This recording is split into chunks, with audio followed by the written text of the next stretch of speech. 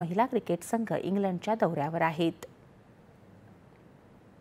लोकमान्य टिळक यांचे पणतू, केसरीचे विश्वस्त संपादक आणि टिळक महाराष्ट्र विद्यापीठाचे कुलगुरू डॉक्टर दीपक टिळक यांचं आज पहाटे पुण्यात वार्धक्यानं निधन झालं। ते 72 वर्षांचे होते।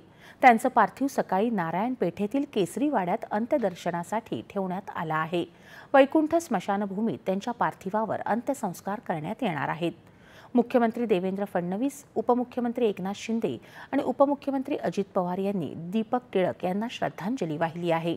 लोकमान्य टिळक यांचा महाराष्ट्रातील समाजकारणातील विविधांगी क्षेत्रातील वारसा समर्थपणे चालवणारे लोकाभिमुख मार्गदर्शक असं व्यक्तिमत्व डॉक्टर दीपक टिळक यांच्या निधनामुळे अनेक सामाजिक संस्थांचा आधारस्तंभ हरपला आहे, अशी शोकभावना मुख्यमंत्र्यांनी व्यक्त केली आहे।